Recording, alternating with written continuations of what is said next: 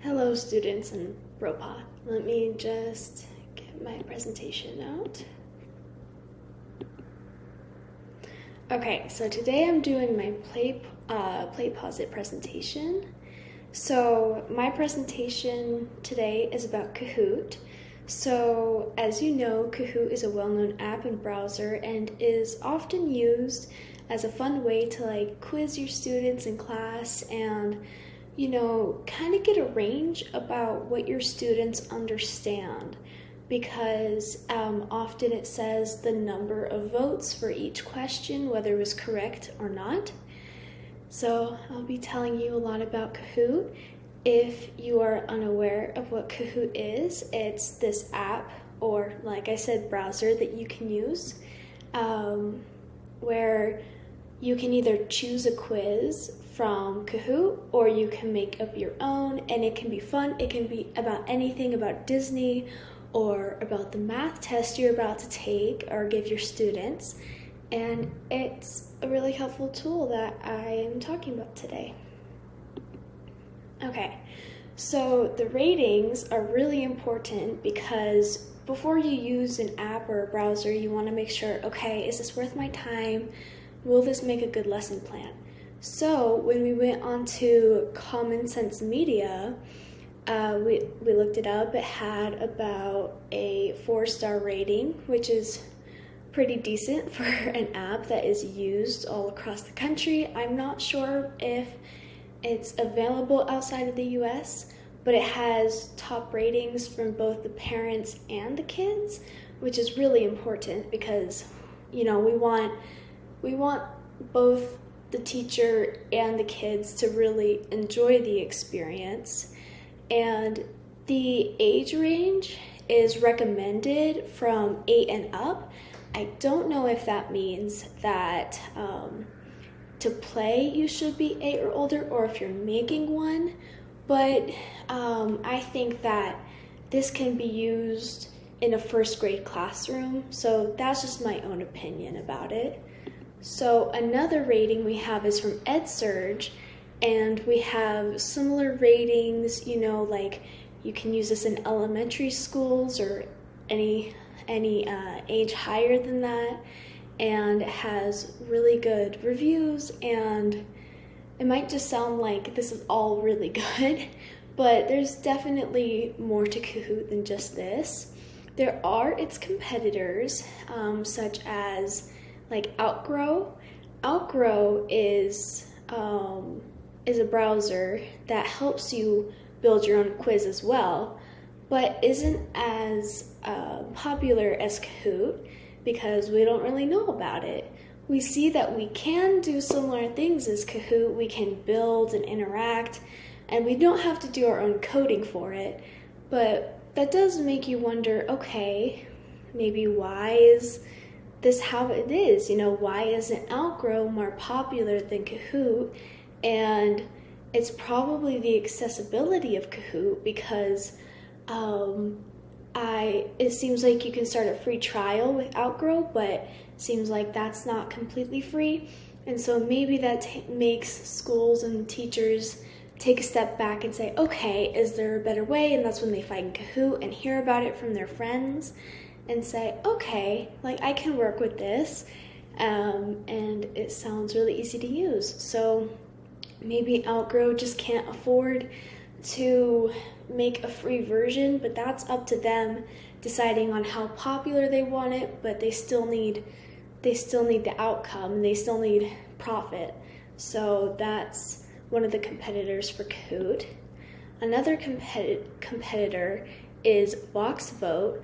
So it's quite a bit different than Kahoot in the sense of it's not just the quizzes, not just for fun. It's kind of like a teacher interaction through COVID, which they make a really big deal of on their website, as we can see, because they're saying, hey, we're good during COVID. We know what we're doing, and we're going to help the teachers interact with schools even though they're closed. And maybe this would be more of a competitor with Zoom. I'm not quite sure, but just from how it seems with like trying to teach students while they're on an iPad or a tablet, trying to make it more interactive. Well, Kahoot is really not something you can use. You can use it in Zoom. You can use Kahoot, but it's more of an interactive thing that you do in person. It just works better, and it's more of just a tool in the classroom than like trying to replace it. So that's another thing that I really like about Kahoot. It's not trying to take over the classroom. It's just an addition that helps students. So let's move on. So cost and accessibility that I've talked about is free to anybody. And as I said, you can get it on the browser. You can use it on any smartphone and get it as an app, or you can get it on a tablet app, which is really helpful and can be created by kids, as I said before. Might take a little bit more skill, but is a thing they can do and can be used in maybe a presentation. So now let's talk about PickRat. Sorry, this is the most high quality, but this is probably I love the color and how it really shows us like how to judge whether, the apps we're using and the technology that we're using are really helpful. So for PickRat, I would say that Kahoot is in the interactive slot, because not only are you just like holding up a whiteboard saying your answers, you get to vote on your personal device, and then you are put on like the board saying like, oh, I'm in first place today. That means I studied hard enough. And it's a really fun and interactive thing. It's not really passive because Kahoot is its own thing and can't be as easily done without technology. And it is creative, but it's not really, I would say it's more interactive than creative, because, the website does do it for you. It's not the student or the teacher coding it. It's not really your own. Even though you can make your own questions, it's still the website's idea. And for the bottom, for the rat, I would say that it amplifies the learning, because you have, a little time slot you have, and it's like you see how fast your brain can rack these answers. And I think that's really good, because maybe a student just knows what to study after taking a Kahoot quiz. They say, okay, it took me a full minute to answer this question. That means this is what I need to study. And, it's still up to the students, like how they want to do it or not. But I think that it amplifies the learning a lot. So I think that it would be in this little middle square. I don't think that Kahoot transforms, because it doesn't really push the student beyond their limits, which isn't quite the point of Kahoot. And it's not really replacing, because like I said, maybe you can use a whiteboard or a piece of paper, but it's a lot less exciting to do. And I think it's important to do things that the students are really interested in. So let's move on. Okay, so we have Triple E. So Triple E is a bit more simple, because it's just talking about engaging, enhancing, and extending. So I think that that Kahoot is focused on engaging. It's trying to get the students involved. It is enhancing a bit of their learning, because they're saying, okay, what do I know? What do I not know? But extending, not so much, just because it's usually short quiz. It doesn't mean it's bad. It's just, that's kind of where it ends. And so using Kahoot all day long is not really going to push the students past that point. It's just a good tool. So now we move on to TPAC. So here we have okay, forgive me if I say this wrong. I've been searching up this word a lot. Pedagogical content knowledge, technological, I swear, technological, and then I'm so sorry. And it just talks about like when you're using technology, like what does it really contain? What is the context?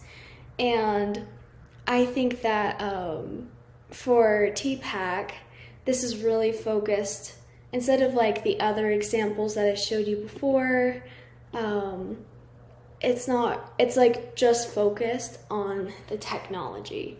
So if we look here, sometimes they mix a little bit, and the yellow slot says content knowledge, and then the pink says the technology knowledge, and then I'm just gonna call it the PED knowledge because I cannot say it for the life of me, but that's all right. So I would say, okay, I'm going to tell you about the PED knowledge a little bit because I was confused about what it meant. But it just means that this is how, like, to teach, like how applicable it is in the range. So like, can every teacher use it in every setting? Like, because sometimes Kahoot is used in a high school setting and sometimes it's used in an elementary school setting. So I think it's really useful for that because it can be used in math or science or history, PE. It can be used in basically anywhere, right? And the content knowledge is really up to you. It can be a really useless Kahoot, or it can be not life-changing, but could be a life-changing Kahoot if you want it to be. And the tech knowledge is really helpful. So you already have to have the knowledge of how to use Kahoot. It's pretty simple, as long as you have the code to get in. You don't really have to figure it out. It kind of just progresses you once you're signed into your teacher's quiz. It just, after you press your answer, it just continues you to the next question when the teacher has moved on. So it's not necessarily helping you with your tech knowledge, but with the PED and the content, I think it does a really amazing job. And I believe that is the end of my presentation. So thank you for listening, and I hope you did well on all the questions. Bye-bye.